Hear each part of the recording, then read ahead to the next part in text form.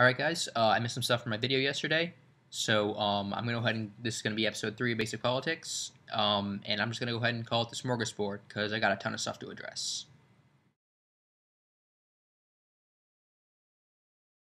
Alright, first off the bat, we have the Israel-Palestinian conflict. Now the UN, they began their General Assembly last week, and it's going to run for a few weeks, but this first week was a big week. A lot of people made speeches.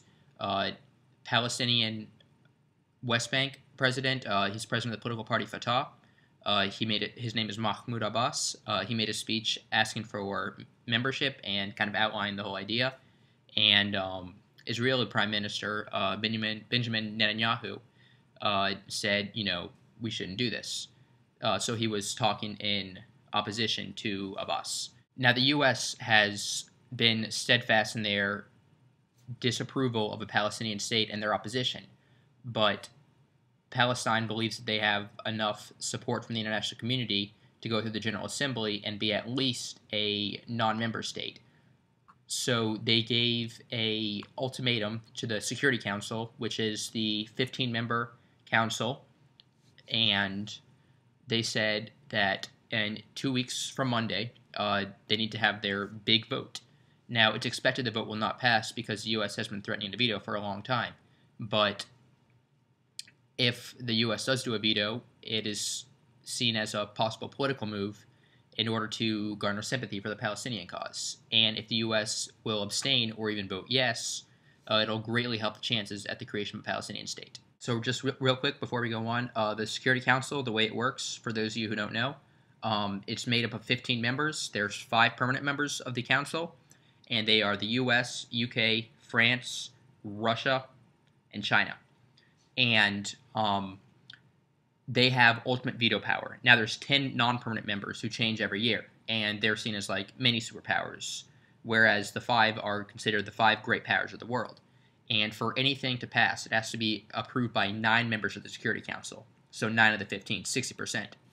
But of the 5 main members, they can veto anything that goes through. So if 14 members approve it, and one of the countries, say the U.S., doesn't approve it, then they can send the whole thing, say no to it, and completely destroy the thing. Now, with the Palestinians, not all the members on the Security Council, I believe right now only Russia and China formally recognize them as a state.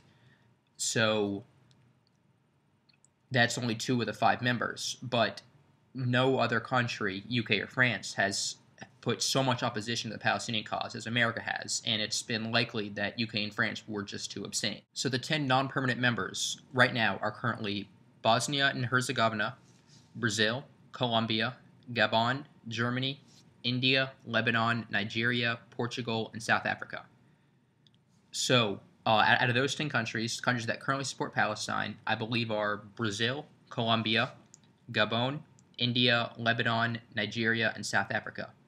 So that's 7, and then I had said 2 earlier from the 5 permanent members, Russia and China.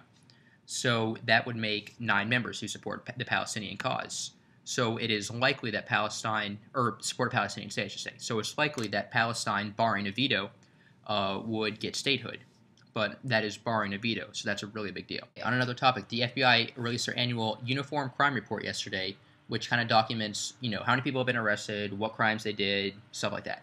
What I found interesting in this is that it was stated that there were 853,000 people arrested for marijuana-related violations in 2010. So if you break that down, they said 750,000 of those 853,000 people were just arrested for possession. So that means every 45 seconds, someone's arrested for marijuana possession, which is horrible. It is disgusting, and even though the Obama administration said the war on drugs is, coming to an end, it's not. And we need to do something about this.